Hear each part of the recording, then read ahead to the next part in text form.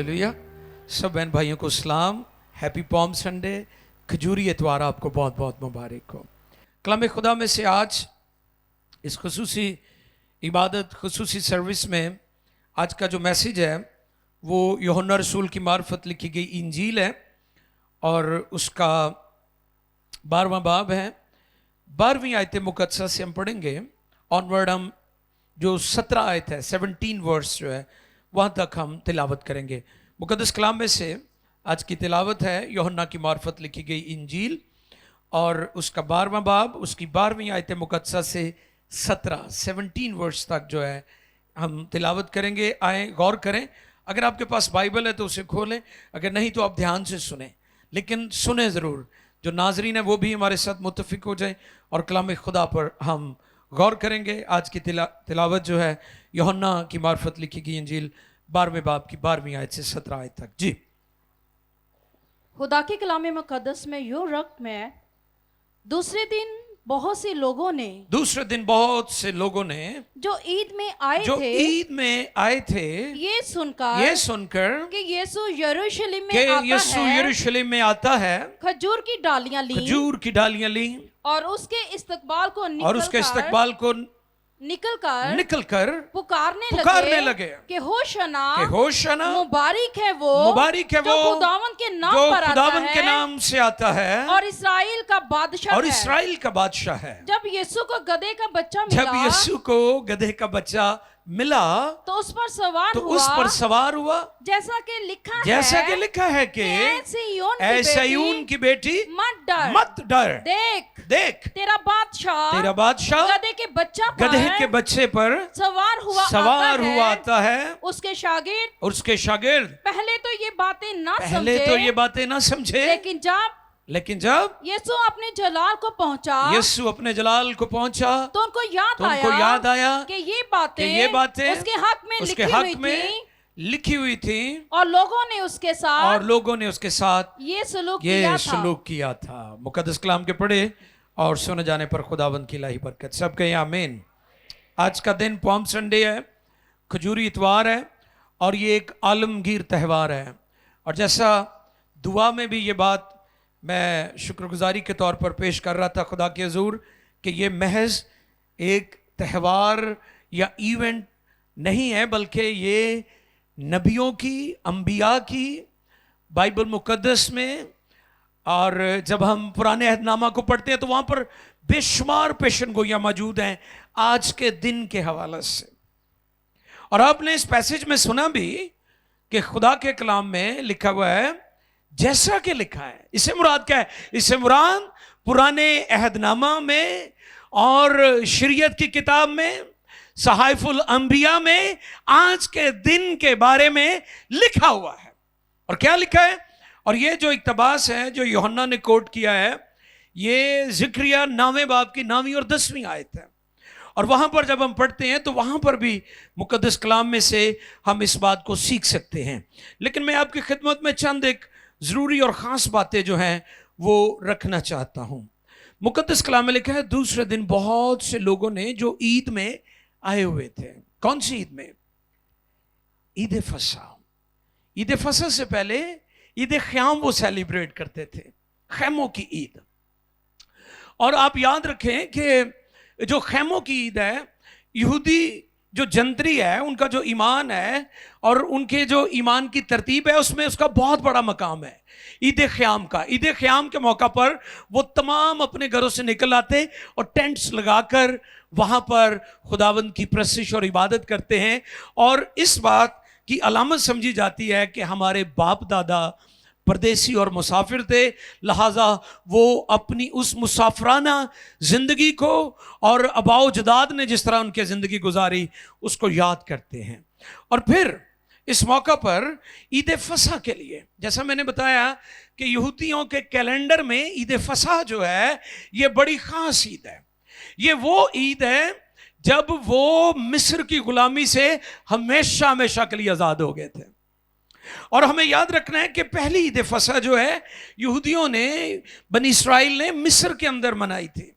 और उस ईद के मौका पर कलाम फरमाता है कि उस रात फिरौन ने जब देखा कि पहलौठे मारे गए, पहले वो टाल मटोल करता रहता था, वो कभी मान जाता था और कभी मुकर जाता था, लेकिन उस रात जब ईद फसा उन्होंने वहां पर मनाई और खुदा ने कहा कि तुम एक एक जो बर्रा है अपने खानदान के शुमार के मुताबिक ले लेना, और वो नर हो, यकसाला हो और बेऐब होना चाहिए, और तुम उसे क्या करना, उसे अपने घर के पीछे ज़िबाह करना, और फिर तुम उसके खून को अपने घर की चौखटों के ऊपर किस तरह लगाना, ऊपर वाले हिस्से में दाएं और बाएं दोनों अतराफ में लगा देना। और याद रखे मेरे अजीजों, ईद फसा जो बनी इस्राइल ने पहली ईद फसा मिस्र में मनाई थी, उस ईद फसा में भी सलीब की तस्वीर वहां पर मौजूद है। आमीन।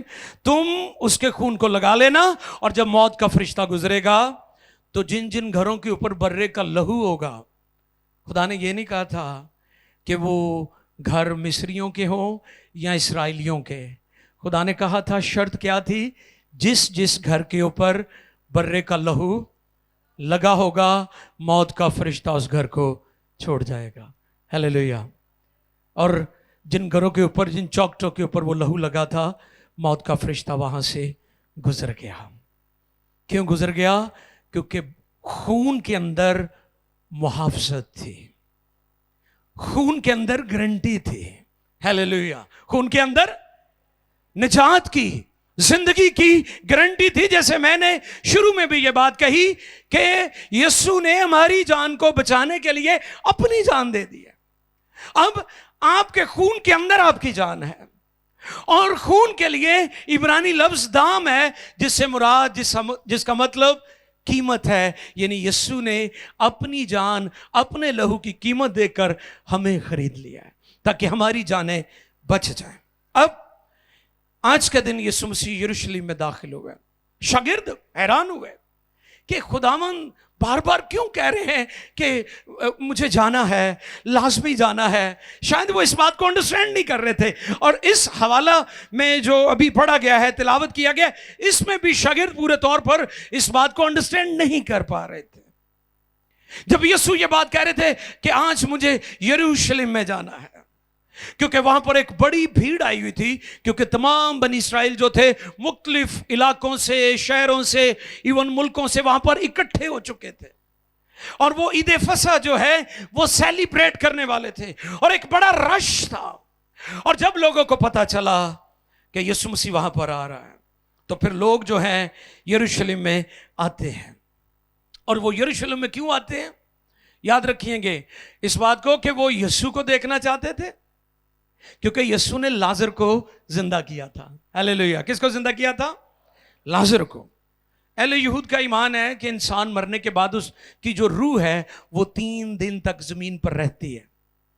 अब लाजर जो है वो 4 दिन का मुर्दा था, यीशु ने उसको जिंदा किया था। अब लोग बड़े एक्साइटेड हैं, लोग बड़े पुरजोश हैं, वो लाजर को भी देखना चाहते हैं और वो यीशु को भी देखना चाहते हैं जिसने लाजर को मुर्दों में से जिंदा किया है। और वो बड़े पुरजोश हैं और वो बड़े एक्साइटेड हैं। और लिखा है 13वीं आयत में, खजूर की डालियां ली और उसके इस्तकबाल को निकलकर पुकारने लगे, होशाना मुबारक है। होशाना का मतलब ये नहीं है मुबारक है वो जो खुदाम के नाम से आता है। होशाना का मतलब है हमें नजात दे, हमें रिहाई दे। अब ज़बूर की वो जो नबूवत है वो भी यहाँ पर पूरी हो रही है। यीशु मसीह के बारे में ज़बूर नवीस भी कलम बंद करता है इस हवाले से, होशाना। अब ये जो भीड़ है ना, ये नारे लगा रही कि हमें निजात दे। निजात किस चीज़ से दे? क्योंकि जो रोमन्स थे, रोमन एम्परर्स जो थे, वो उन पर डोमिनेट थे, उन पर हुक्मरानी कर रहे थे, वो उनके तसल्लुत में थे, वो उन पर जुल्म करते थे, वो उनके साथ, क्योंकि वो सुपर पावर थे और वो लोग उनके जुल्म और जबर का शिकार थे, उनकी बर्बरियत का शिकार थे। और वो ये समझ रहे थे कि यीशु मसीह वो बादशाह है जो हमें रोमन से छुड़ाएगा, जो हमें रूमियों की गुलामी से निजात देगा। लेकिन वो इस बात को नहीं जानते थे कि यीशु मसीह जिस निजात के लिए आ रहा है वो उस निजात से कहीं बढ़कर है, वो उस आजादी से कहीं बढ़कर है जो यीशु मसीह देने के लिए दुनिया में आया था। और वो होशाना के नारे लगा रहे हैं। और फिर मुकद्दस कलाम में लिखा है 14वीं आयत, जब यीशु गधे के बच्चे पर मिला तो उसे उस पर सवार हुआ। जब यीशु को गधे का बच्चा मिला, जब यीशु को गधे का बच्चा मिला तो उस पर सवार हुआ, उस पर सवार हुआ, जैसा कि लिखा है। अब ये वो नबूवत है जो ज़िक्रिया 9वें बाब की 9वीं और 10वीं आयत में लिखी है। वो क्या है, पढ़ दीजिए। ऐ सिय्योन की बेटी मत डर, देख तेरा बादशाह गधे के बच्चा पर, तेरा बादशाह गधे के बच्चा पर सवार होकर आता है। वाह, ये कैसी बात है। आपने देखा है बादशाह के पास लोग जाते हैं। हाँ जी, लोग किसके पास जाते हैं? बादशाहों के पास जाते हैं। बादशाह बड़े रूड होते हैं, बादशाह बड़े मूडी होते हैं। वो कहते नहीं, साहब दा मूड नहीं, इसलिए मैं उसको साइन नहीं कराए। अक्सर लोग कहते हैं जी वो साहब दा मूड ही नहीं सीधा। बादशाहों के मूड का तो आपको पता ही है, बड़ा सारा सिर ते टोप पाया होता है। वो पुराने जो बादशाह होते थे कैसे वो चमकीले से कपड़े, हाँ जी, सुनहरी किस्म के हीरे लगे होते थे, बड़े तकब्बुर में घमंड में बैठे होते थे। फिरौन के बारे में मैं देख रहा था कि उसके जितने मुजस्मे बनाए गए हैं उसकी गर्दन ऐसे है। कैसे है? यानी तकब्बुर की अलामत है कि वो तकब्बुर से भरा हुआ है, वो घमंड से भरा हुआ है। दुनिया की सारी हिस्ट्री आप देख लें, वो मिडल ईस्ट की हो या दुनिया के दूसरे ममालिक की, बादशाह हमेशा तकब्बुर से भरे रहते हैं। लेकिन ये बादशाह हलीम और फिरौतन है, और उसने ऐलान भी किया था, मुझसे सीखो क्योंकि मैं हलीम हूं, मैं फिरौतन हूं। यीशु मसीह हकीकी बादशाह है, वो खुदा का बर्रा है, और वो दुनिया के बादशाहों जैसा बादशाह नहीं है कि लोग उसके पास जाएं, वो खुद इंसानों के पास आया। इब्ने आदम खोयों को ढूंढने और निजात देने आया है, वो खुद आया है, और फिर गधे के बच्चे की सवारी करके आया है। सिकंदर आजम के साथ लोग बड़ी रिजेम्बलेंस देते हैं यीशु मसीह की, कि सिकंदर आजम जो है उसकी बड़ी बातें लोग करते हैं, उसको मसीह के साथ पेश करते हैं, मिसले मसीह भी उसको कहते हैं। वो कभी यीशु जैसा नहीं हो सकता। वो मर गया और उसकी कब्र आज भी दुनिया में है। यीशु मसलूब हुआ, दफन हुआ, और तीसरे दिन मुर्दों में से जी उठा। यीशु जैसा कोई नहीं है। इसलिए कभी किसी ने नहीं कहा एंटी मूसा, एंटी इब्राहिम या कोई और बड़ी मुकद्दस हस्ती का नाम लेकर कभी किसी ने नहीं कहा। जब भी कहा जाता है एंटी क्राइस्ट कहा जाता है, वो खल्फ मसीह कहा जाता है, क्योंकि मसीह जैसा कोई और नहीं है। इसलिए इब्लीस कोशिश करेगा मैं उसकी मानिंद बनूं। अजीजों, वो हलीम और फिरौतन है। यीशु मसीह सलीब से नहीं डरता था। यीशु मसीह सलीबी मौत से भी नहीं डरता था। सलीब को उसने गले लगाया क्योंकि बाप की मर्जी थी। और यीशु ने पतरस को कहा था, ऐ पतरस, तलवार को म्यान में रख। क्या तू नहीं चाहता कि जो प्याला बाप ने मुझे दिया है मैं उसे पीऊं?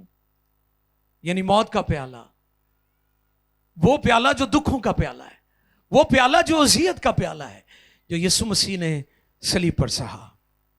अजीजों, यीशु मसीह इस रोए ज़मीन पर गुनहगारों के लिए अपनी जान देने के लिए आया। और आज के दिन वो इसलिए दाखिल हुआ कि जो फसह का बर्रा है उसे आज के दिन यरूशलेम में लाया जाता था और उस पर एग्जामिन होता था, उसको टेस्ट किया जाता था, उसके दांत चेक किए जाते थे, उसके हड्डियां चेक की जाती थी, उसके खुर चेक किए जाते थे कि कहीं ये ऐब वाला तो नहीं है।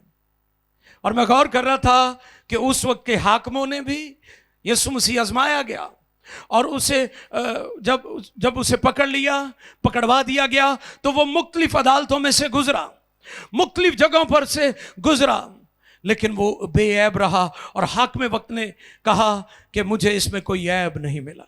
इससे मुराद यीशु मसीह खुदा का पाक और बेऐब बर्रा है। हालेलुया।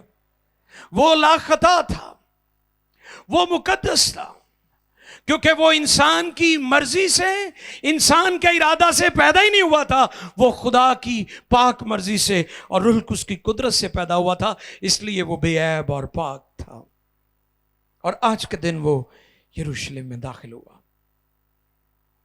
सिय्योन की बेटी मत डर, देख तेरा बादशाह गधे के बच्चे पर सवार हुआ आता है।